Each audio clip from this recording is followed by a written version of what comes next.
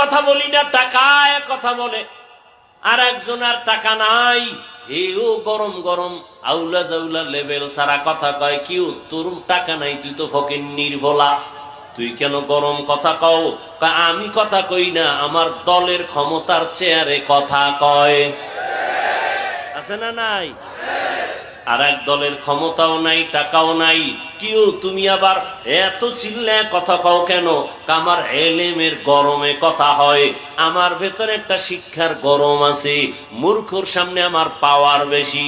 আর একজনের টাটকা মূর্খ, সেও গরম কথা কয়। ক্ষমতা আসেনি কয় নাই, টাকা আসেনি কয় নাই, শিক্ষা কয় না, দস্তখত দিতে পারি না, তুই কেন আবার গরম গরম কথা কও? কদমতলির সিফার মধ্যে দাঁড়ায়া আমার টাকার গরম যদিও নাই, ক্ষমতার গরম যদিও নাই, শিক্ষার গরম যদিও নাই, আমার গরম হলো জন্মগত একটা রক্তের গরম। কিসের গরম? এরে নবীর উম্মত, গরম গরম আওয়াজ। কিন্তু কদমতলি টাকাওয়ালা গরম ভাব লইয়া পায়ের উপরে পাও ফলায় বিড়ি টানে, গরম ভাব। কিও ভাই আপনার এত গরম কেন? কয় কদমতলির আমি সেরা। তুমি এখানে বড় দাবি করলে কি হবে? ঢাকা জেলার ভিতরে ঢুকলে তোমার পাওয়ার শেষ, সেখানে আরো বড় গরম আছে, সে গাঞ্জা খায়, মদের বোতল নিয়ে বসে আছে। কি তোমার বাড়ি আছে একটা, তার বাড়ি আছে 5টা, কিন্তু এভাবে যাইতে যাইতে যাইতে যাইতে যাইতে যাইতে বাংলাদেশের বড় ধনীর গরম আছে না নাই? সালমান এফ রহমান সাহেব বড় ধনী, আরো আরো আরো আরো কতজন বড় ধনী, টাকার পাওয়ার বড় একজন ধনী। বাংলাদেশের ধনী তুমি যতই বড় দাবি করো না কেন, ভারতের কাছে তোমার বড় টিকবে না। ভারতের আবার বড় মাস্তান, বড় বড় যত দাবি করো না কেন, আমেরিকার বড়র কাছে তুমি স্যারেন্ডার হতে বাধ্য, সেখানে তোমার বড়র বড়াই টিকবে। সারা দুনিয়ার যত বড় সব যদি এক পালায় দেও, আমার আল্লাহর বরাদ্দের সামনে টিকবে না। কোটি টাকার মালিক দেখো, অভাব হয় না দূর, গরিব ঘুমায় আরাম করে মনটা বাহাদুর। ফেরাউনের লাশটা দেখো মিশর জাদু ঘরে, খায় না মাটি পোকা মাছি সবাই ঘৃণা করে। হৃদয়ে থাকিবে যার নম্রতা সদা, রহমত আসিবে সেথা প্রভুর ওয়াদা। বড়র বড়াই থাকলে দিলে রহমত আসবে না, নিজেকে নিজে ছোট মনে করিও সাদা। উঁচু জমিন থেকে পানি নিচু জমিনে যায়, তেমনি খোদার রহমত আসে নম্রতার হৃদয়। ভোগবিলাসের বাড়ি গাড়ি পরে রবে সব, থাকতে সময় স্মরণ করো আল্লাহ আমার রব। ওই বড় লোক লাভ কি? টাকার বাহাদুরি করে লাভ কি যদি টাকা নিজে খাইতে না পারি? ওই 10 তলা বিল্ডিং এর বাহাদুরি করে লাভ কি যদি বিল্ডিং এ আগুন জ্বলে যায়, আগুন লাগায় দেয়? ওই বাড়ি গাড়ির বাহাদুরি করে লাভ কি যদি বাড়ি গাড়ি সাইরা এ দেশ ছেড়ে পালাইতে হয়? ঠিক নি? ওই বড়ত্বের কোনো দাম নাই। কিন্তু দেখেন, হিসাব কইরা ভালো করে, জ্ঞানী এখানে সবাই বসা আছেন, একটু মাথার জ্ঞানটা খাটান।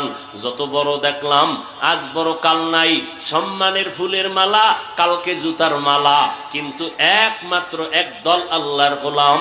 এই জমিনের মধ্যে শীত নাই, গরম নাই, ঠান্ডা নাই, পানি নাই, যখন তখন অল টাইম, দেশ নাই বিদেশ নাই, সর্ব জায়গায় সর্ব অবস্থায়, আগেও যেমন এখনো যেমন ভবিষ্যতেও তেমন সম্মান আছে, সম্মান ছিল, সম্মান থাকবে।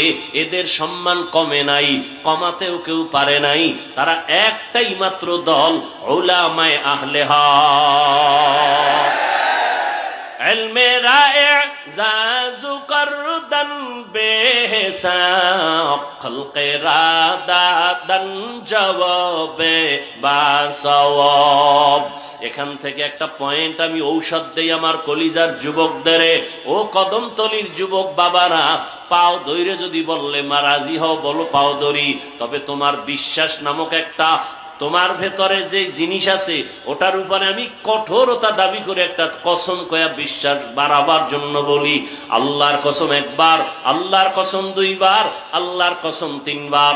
ওয়াল্লাহি বিল্লাহি তাল্লাহি, আল্লাহর কসম। কথাটা তোমরা ফালায় দিও না রে বাবা। ও যুবকেরা, দুনিয়ায় কত বন্ধু পাইলা, কত বান্ধবী পাইলা, আমি কসম খেয়ে বলছি দুনিয়াতে যত বন্ধু সব হলো স্বার্থপর। একজনও বন্ধু আপন নাই স্বার্থ ছাড়া। স্বার্থে যদি আঘাত লাগে, তোমার দলের নেতা তোমার সদস্য পদটাই শুধু কাটে না, সুযোগ পেলে কল্লা পর্যন্ত কেটে দেয়। এই উদাহরণের জন্য কি ইন্ডিয়া যাওয়া লাগবে? বাংলাদেশের কেরানীগঞ্জে ইতিহাস চোখের সামনে রেডি। কেরানীগঞ্জেই তার জ্বলন্ত প্রমাণ, ঠিক নি? যত বন্ধু পাইছো, তোমারে টেলিফোন না করে ঘুমায় না, ভাগ বটোয়ারায় বেজাল হয়ে গেছি, সবাই মিলে তোমার গলায় ছুরি ধরে মেরে ফেললো। এজন্য আমি কসম কয়া বললাম, জমিনে যত বন্ধু পেয়েছো যুবক বাবারা, সব বন্ধু হলো স্বার্থপর, একটাও লোভী স্বার্থ ছাড়া কেউ নাই। হয়তো অনেকে জ্ঞান খাটাইয়া বলবা আব্বাজান আর আম্মাজান কি স্বার্থপর নি? আল্লাহর কসম তারাও স্বার্থপর। বহু জায়গায় মা বাবা স্বার্থের টানে সন্তানের গলা কেটে ফেলেছে। কেরানীগঞ্জের থানার ডায়েরি খুললে পাওয়া যাবে কত মা বাবা স্বার্থের টানে সন্তানের বিরুদ্ধে মামলা করেছে, আবার কত সন্তান স্বার্থের টানে মা বাবার বিরুদ্ধে মামলা করেছে। স্বার্থের কারণে স্ত্রী স্বামীকে হত্যা করে, স্বামী স্ত্রীকে হত্যা করে। ওরে ঢাকার বাংলাদেশের তাজা ঘটনা, আপন বাবা আপন মাইয়াটারে ঢাকার হোটেলের মধ্যে ঢুকাইয়া ডাক দিয়া কয়, মাইয়া আজকে রাতের জন্য তুই আমার স্ত্রীর সমান। আরো জোরে বলেন। এজন্য আল্লাহর কসম করে বলি রে যুবক, জমিনে যত বন্ধু পেয়েছো সব হলো স্বার্থপর। তবে আল্লাহর কসম, তোদের কলিজার একমাত্র কেবলমাত্র শুধুমাত্র তোদের কলিজার আপন বন্ধু নিঃস্বার্থ। যদি কাউকে আজকের স্টেজে বয়ান করেছেন, আলহামদুলিল্লাহ, আপনাদের পরিচিত অনেক ব্যক্তিরা যারা বিভিন্ন মঞ্চে প্রধান মেহমান হিসেবে আলোচনা করেন দেশের বিভিন্ন স্থানে, অনেক যোগ্য। আমার ডান পার্শ্বে বসা আছেন রাশিদি সাহেব। যারা যারা এখানে বয়ান করেছেন ওলামায়ে কেরাম, যারা করেন নাই সময় কম পেয়েছেন, আল্লাহ পাক তাদের ইলমে হায়াতে ইজ্জতে বেশি বেশি বেশি বরকত বাড়ায় দেন। ওলামায়ে কেরামের ইজ্জত কমবে না বাড়বে? কিন্তু অনেকে কমাতে চায়, অনেকে, তাদের জন্য একটু দোয়া করি নাকি? ওলামায়ে কেরামের ইজ্জত কমানোর জন্য যারা ফেসবুকে প্রপাগান্ডা ছড়ায়, মিডিয়ায় যারা উল্টা পাল্টা বক্তব্য দেয়, প্রথম দোয়া করি আল্লাহ এদের হেদায়াত দান করেন, আল্লাহ এদের হেদায়াত দান করেন, আল্লাহ এদের হেদায়াত দান করেন। আল্লাহ আপনার ইলম ও কুদরতে যদি এদের ব্যাপারে হেদায়েতের দরজা বন্ধ থাকে, আপনি কুদরতের দ্বারা এদেরকে দমন করে দেন। আল্লাহ এদেরকে দমন করে দেন, আল্লাহ এদেরকে দমন করে দেন। এই কথাগুলো কেন বললাম? কিয়ামতের আগের দিন পর্যন্ত এক সেকেন্ডের জন্য নবীজি আর কালেমার দাওয়াত নিয়ে উম্মতের কাছে আসবেন না। আসবেন না। শুধু রবিউল আউয়ালে বাইতুল মুকাররমে নবী আসবেন, কেরানীগঞ্জে আসবেন, কখনো আসবেন? সবার আকীদা ঠিক আছে তো? নবী আসবেন না কেন? নবী থাকবেন কোথায়? নবী বিদায় বেলা বলেন কিয়ামত পর্যন্ত। কতদিন? মদিনাতুল মুনাওয়ারার রওজা মুবারকে আমি মোহাম্মদ জিন্দা অবস্থায় নামাজরত হালাতে আল্লাহর মারেফতের শুধু মজা নিতে থাকবো। কোথায় থাকবেন বলেন না কেন? মাটির উপরে না নিচে? রওজায়ে মোবারকের মধ্যে। জিন্দা না মরা? কি করবেন? ঘুমাবেন? নামাজের হালাতে আল্লাহর মারেফতের মজা নিবেন। নবী দুনিয়াতেই ঘুমান নাই, কবরে ঘুমাবেন কেন? নবীর চোখ মোবারক বন্ধ হলো, অন্তর খোলা ছিল। তাহলে কিয়ামত পর্যন্ত নবীজি আর আসবেন? সবাই একমত? নবীজির হাতে গড়া সাহাবায়ে কেরাম আসবেন? আবু বকর, ওমর, ওসমান, আলী সহ কেউ আসবেন না রাদিয়াল্লাহু আনহুম। কোন আইম্মায়ে কেরাম আসবেন? ইমামে আজম আবু হানিফা রাহমাতুল্লাহ আলাইহি, ইমাম শাফিঈ, ইমাম মালিক, ইমাম আহমদ বিন হাম্বল, মুহাম্মদ ইবনে ইসমাইল বুখারী, ইমাম মুসলিম, ইমাম তিরমিজি, ইমাম আবু দাউদ সহ কোন ইমাম আর আসবেন? এরপরের সিরিয়ালে আউলিয়ায়ে কেরাম, বড় বড় ওলিয়ে কামেল, আল্লাহর প্রিয় বন্ধু যারা, মুজাদ্দিদ আল ফেসানি, বড় পীর আব্দুল কাদের জিলানী, খাজা মুঈনুদ্দিন চিশতি আজমিরি আসবেন? আর কোনদিন? আমরা এখানে বসছি কেন? আলেমদের কাছে আসছি কেন? এই বয়ানে বসছি কেন? আমরা জান্নাত চাই। সবাই কি চাই? এই দাবিতে কোনো দ্বিমত আছে? দুর্বলতা আছে? সবাই যত আকাম করুক, শেষ ফল বলে আমি জান্নাত চাই। আসলেই চাই। আপনারাও চান? আল্লাহ কবুল করেন। জান্নাত কোন পথে গেলে পাবো? পথ তো একটা, কিন্তু এখন আমাদের নজরে পথ অনেকগুলো বের হয়ে গেছে। কারণ হুজুরদের ভিতরেও দূরত্ব, পথও দূরত্ব। কেউ বলে মাজারে সেজদা দাও, এটাই জান্নাতের পথ। কেউ বলে পীরের কদমে সেজদা করো, এটাই সফলতার পথ। কেউ বলে গাঞ্জার বোতল নিয়ে দৌড়াও, এটা শান্তির পথ। আছে না নাই? কেউ বলে নারী আর পুরুষ এক জায়গায় বসে পর্দা উঠাইয়া মনের পর্দা ঠিক রেখে ঢোল বাজাও, এটাই শান্তির পথ। আছে না নাই? এখন আমরা জান্নাতে যাব, এটা ফাইনাল। কিন্তু জান্নাতের পথ কোথায় পাবো, কেমনে পাবো, সমাধান পাইতেছি না। নবী নাই, সাহাবা নাই, আউলিয়া নাই, যাদের চেহারা দেখলে কলবের পরিবর্তন হয়ে যাইতো, এরাও নেই। এখন আমরা কোথায় গেলে জান্নাতের সঠিক ঠিকানাটা পাবো? ভালো করে খেয়াল করবেন, সঠিক ঠিকানা কোরআন হাদিসে আছে। বলেন কোথায় আছে? কিন্তু কপাল খারাপ, কোরআন শরীফের আরবিও জানি না, হাদিসের আর আরবিও পড়তে পারি না। বুঝবো তো পরের কথা, পড়তেই পারি না। এখন আপনি কি করবেন? খেয়াল করতেছেন? খুব খেয়াল করেন। জান্নাতে যাব, জান্নাতের সঠিক পথের ঠিকানা আছে কোথায়? কোরআন হাদিসে। কিন্তু কোরআনও পড়তে জানেন না, হাদিসও পড়তে পারেন না। পারেন? বুঝবেন তো পরের কথা। এখন আপনার উপায় কি? একমাত্র সমাধান, স্থায়ী সমাধান, আপনার জান্নাতের পথ কোরআন হাদিস থেকে নেওয়ার একমাত্র পথ, এ জমিনে কিয়ামত পর্যন্ত উলামায়ে আহলে হকের অনুসরণ। বলেন উলামায়ে আহলে হকের অনুসরণ। অতএব যারা উলামায়ে কেরাম থেকে নিজেকে গুটাইয়া আলাদা করবে, আল্লাহর জাত ও সিফাতের কসম, তার দুনিয়াও বরবাদ, তার আখিরাতও বরবাদ। খুব খেয়াল করবেন। আমার আলোচনার বিষয়বস্তু আমাদের মুরব্বী, আমাদের অভিভাবক না থাকলে কি হবে, থাকার কি প্রয়োজনীয়তা, এই বিষয়ে আমার আলোচনা। আমি আয়াত পড়ছি, তরজমা এখনো ঢুকি নাই। খুব খেয়াল করবেন। তাহলে ওলামায়ে কেরাম দরকার আছে না নাই? শুধু দরকার না, কিয়ামত পর্যন্ত এই জাতির সঠিক ঠিকানা দিবে, শান্তির ঠিকানা দিবে ওলামায়ে কেরাম।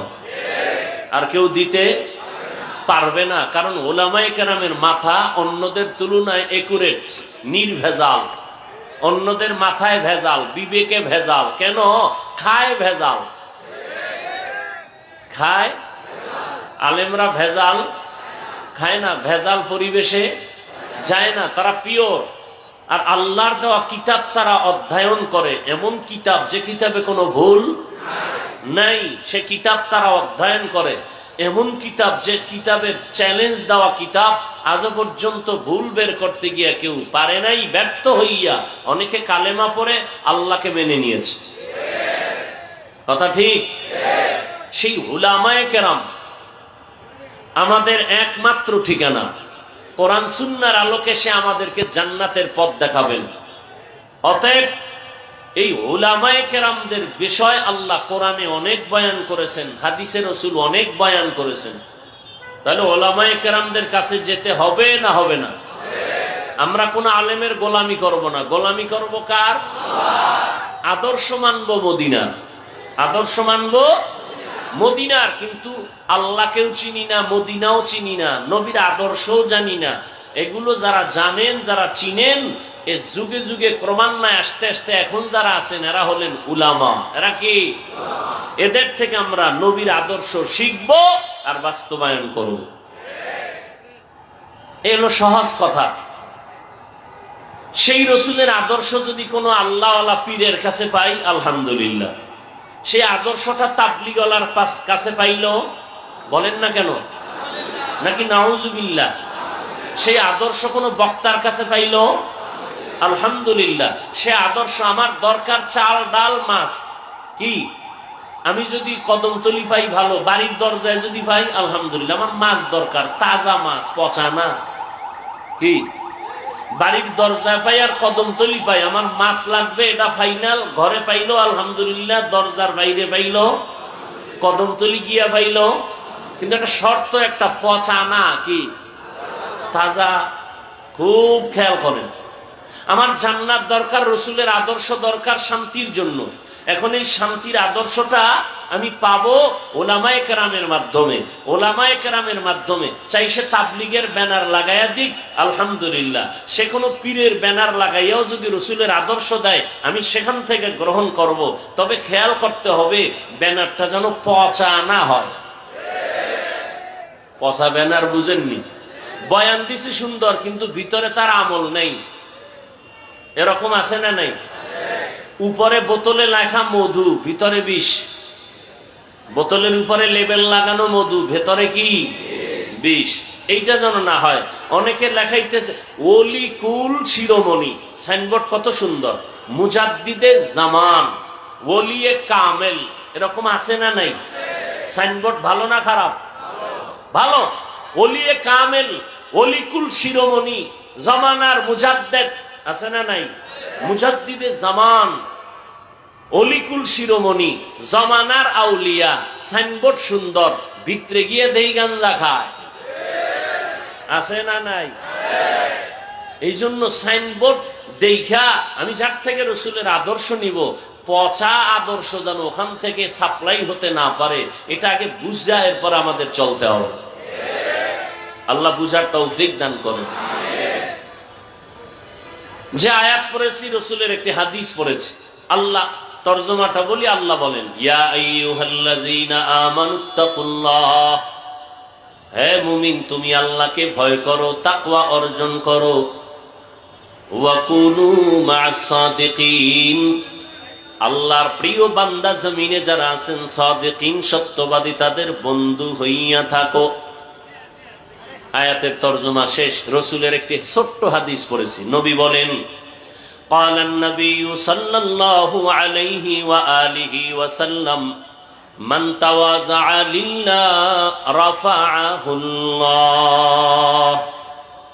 রহমতের নবী বলেন, যেই মানুষ নিজেকে আল্লাহর সন্তুষ্টি অর্জনের জন্য ছোট মনে করবেন, বিনয়ী মনে করে চলবেন, আল্লাহ তার মর্যাদা অনেক বাড়ায় দিবেন।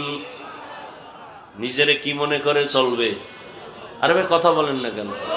ছোট মনে করে চলবে, আল্লাহ তার মর্যাদা কি করবেন? নিজেকে যদি বড় বানাতে চাও, হে মুমিন, বড়দের কদমে নিজেকে করে দাও বিলীন। मिटा दो अपना हस्ती को अगर कुछ मर्तबा चाहो, के दाना खाक में मिलकर गुले गुलजार होता है। নিজেরে বড় মনে করা যাবে? নবী বলেন যে ছোট মনে করবে আল্লাহ তার মর্যাদা বাড়ায় দিবেন। আর আমরা ছোট মনে করি না বড়? আমার মতো বড় বক্তা কেউ নাই। আমার নামটা ছোট হলে মনে কষ্ট পাই, আমার নামে আলহাজ না লাগাইলে কষ্ট লাগে, আমারে মাওলানা না বললে কষ্ট লাগে। মনে মনে আমি ভাবি, আমি মাইকে বলি আমি নাচিস, আমি অযোগ্য, কিন্তু মনে মনে ভাব আমার মতো কণ্ঠওয়ালা কেউ নাই, আমার মতো বড় মুহাদ্দিস কেউ নাই, আমার মতো বড় খতিব কেউ নাই, আমার মতো বড় মুফাসসির কেউ নাই। আল্লাহ কয়, রে গোলাম, তুই নিজের যে বড় দাবি করতেছো, আমি মাওলায় যারে বড় বানাবো সেই বড় হবে, আর তার বড়ত্ব তার টিকবে। আর নিজে নিজে বড় হইতে চাইলে এটা কখনো টিকবে না। আর বড় দাবি করার কি আছে? বড় তো ওই ব্যক্তি যার বড়র উপরে আর বড় নেই। কি?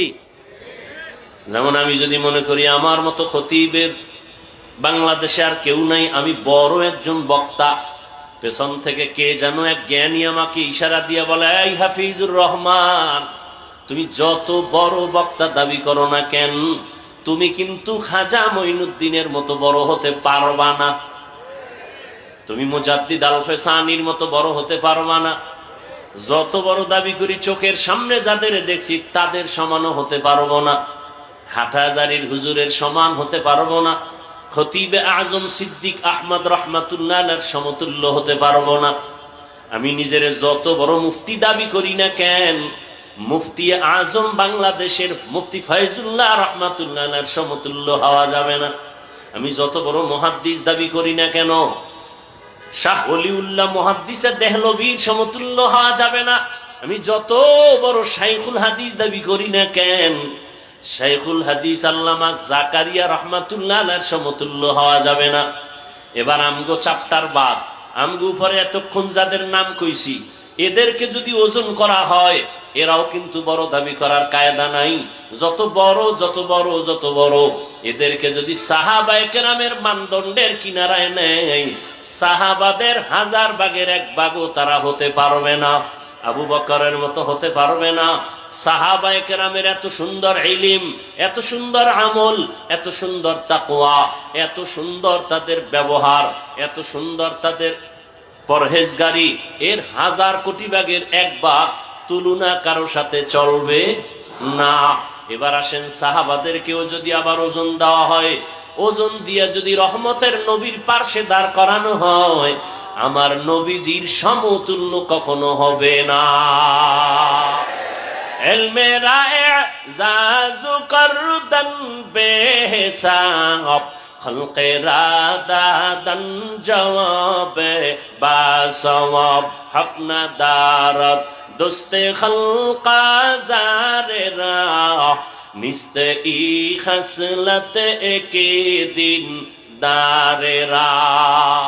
আপনাদের কদমতলী থানায় ধনী আছে না নাই? ধনী মানুষ, টাকার গরম আছে না নাই? মানুষের ভিতরে কিছু গরম আছে। ও ভাই, তুমি এত গরম গরম কথা কেন কও? আমার ভিতরে টাকার গরম। টাকায় কথা কয়। কে কথা কয়? আমি কথা বলি না, টাকায় কথা বলে। আর একজন আর টাকা নাই, এও গরম গরম আউলা জাউলা লেভেল সারা কথা কয়। কি তোর টাকা নাই, তুই তো ফকিন্নির ভোলা, তুই কেন গরম কথা কও? আমি কথা কই না, আমার দলের ক্ষমতার চেয়ারে কথা কয়। আছে না নাই? আর এক দলের ক্ষমতাও নাই, টাকাও নাই, কিও তুমি আবার এত চিল্লায় কথা কও কেন? আমার এলেমের গরমে কথা হয়, আমার ভেতরে একটা শিক্ষার গরম আছে। মূর্খর সামনে আমার পাওয়ার বেশি। আর একজনের টাটকা মূর্খ, সেও গরম কথা কয়। ক্ষমতা আসেনি কয় নাই, টাকা আসেনি কয় নাই, শিক্ষা কয় না, কদস্তকত দিতে পারি না। তুই কেন আবার গরম গরম কথা কও? কদমতলীর সিফার মধ্যে দাঁড়ায়া আমার টাকার গরম যদিও নাই, ক্ষমতার গরম যদিও নাই, শিক্ষার গরম যদিও নাই, আমার গরম হলো জন্মগত একটা রক্তের গরম। কিসের গরম? এরে নবীর উম্মত, গরম গরম আওয়াজ। কিন্তু কদমতলি টাকাওয়ালা গরম ভাব লইয়া পায়ের উপরে পাও ফালায় বিড়ি টানে, গরম ভাব। কিও ভাই আপনার এত গরম কেন? কয় কদমতলির আমি সেরা। তুমি এখানে বড় দাবি করলে কি হবে? ঢাকা জেলার ভিতরে ঢুকলে তোমার পাওয়ার শেষ। সেখানে আরো বড় গরম আছে, সে গাঞ্জা খায়, মদের বোতল নিয়ে বসে আছে। কি তোমার বাড়ি আছে একটা, তার বাড়ি আছে 5টা। কিন্তু এভাবে যাইতে যাইতে যাইতে যাইতে যাইতে যাইতে বাংলাদেশের বড় ধনীর গরম আছে না নাই? সালমান এফ রহমান সাহেব বড় ধনী, আরো আরো আরো আরো কতজন বড় ধনী, টাকার পাওয়ার বড় একজন ধনী। বাংলাদেশের ধনী তুমি যতই বড় দাবি করো না কেন, ভারতের কাছে তোমার বড় টিকবে না। ভারতের আবার বড় মাস্তান, বড় বড় যত দাবি করো না কেন, আমেরিকার বড়র কাছে তুমি স্যারেন্ডার হতে বাধ্য। সেখানে তোমার বড়র বড়াই টিকবে। সারা দুনিয়ার যত বড় সব যদি এক পালায় দেও, আমার আল্লাহর বরাদ্দের সামনে টিকবে না। কোটি টাকার মালিক দেখো অভাব হয় না দূর, গরিব ঘুমায় আরাম করে মনটা বাহাদুর।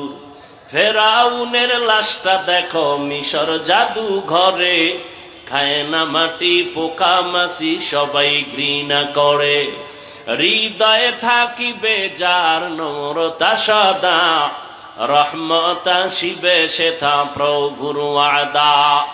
বড়র বড়াই থাকলে দিলে রহমত আসবে না, নিজেকে নিজে ছোট মনে করিও সাদা। উঁচু জমিন থেকে পানি নিচু জমিনে যায়, তেমনি খোদার রহমত আসে নম্রতার হৃদয়। ভোগবিলাসের বাড়ি গাড়ি পরে রবে সব, থাকতে সময় স্মরণ করো আল্লাহ আমার রব। ওই বড় লোক লাভ কি? টাকার বাহাদুরি করে লাভ কি যদি টাকা নিজে খাইতে না পারি? ওই 10 তলা বিল্ডিং এর বাহাদুরি করে লাভ কি যদি বিল্ডিং এ আগুন জ্বলে যায়, আগুন লাগায় দেয়? ওই বাড়ি গাড়ির বাহাদুরি করে লাভ কি যদি বাড়ি গাড়ি সাইরা এ দেশ ছেড়ে পালাইতে হয়? ঠিক নি? ওই বড়ত্বের কোনো দাম নাই। কিন্তু দেখেন হিসাব কইরা ভালো করে, জ্ঞানী এখানে সবাই বসা আছেন, একটু মাথার জ্ঞানটা খাটান। যত বড় দেখলাম আজ বড় কাল নাই, সম্মানের ফুলের মালা কালকে জুতার মালা। কিন্তু একমাত্র একদল আল্লাহর গোলাম। এই জমিনের মধ্যে শীত নাই, গরম নাই, ঠান্ডা নাই, পানি নাই, যখন তখন অল টাইম দেশ নাই বিদেশ নাই, সর্ব জায়গায় সর্ব অবস্থায় আগেও যেমন এখনো যেমন ভবিষ্যতেও তেমন সম্মান আছে, সম্মান ছিল, সম্মান থাকবে। এদের সম্মান কমে নাই, কমাতেও কেউ পারে নাই। তারা একটাই মাত্র দল, উলামায়ে আহলে হক। ইলমে রায়ে জাজু করদান বেহিসাব, খলকে রাদাদান জবাবে বাসওয়াব। এখান থেকে একটা পয়েন্ট আমি ঔষধ দেই আমার কলিজার যুবকদের। ও কদমতলির যুবক বাবারা, পাও ধরে যদি বললে মা রাজি হও, বলো পাও ধরি। তবে তোমার বিশ্বাস নামক একটা তোমার ভেতরে যে জিনিস আছে ওটার উপরে আমি কঠোরতা দাবি করে একটা কসম কয়া বিশ্বাস বাড়াবার জন্য বলি। আল্লাহর কসম একবার, আল্লাহর কসম 2 বার, আল্লাহর কসম 3 বার। ওয়াল্লাহি বিল্লাহি তাল্লাহি, আল্লাহর কসম। কথাটা তোমরা ফালায় দিও না রে বাবা। ও যুবকেরা, দুনিয়ায় কত বন্ধু পাইলা, কত বান্ধবী পাইলা, আমি কসম খেয়ে বলছি দুনিয়াতে যত বন্ধু সব হলো স্বার্থপর। একজনও বন্ধু আপন নাই স্বার্থ ছাড়া।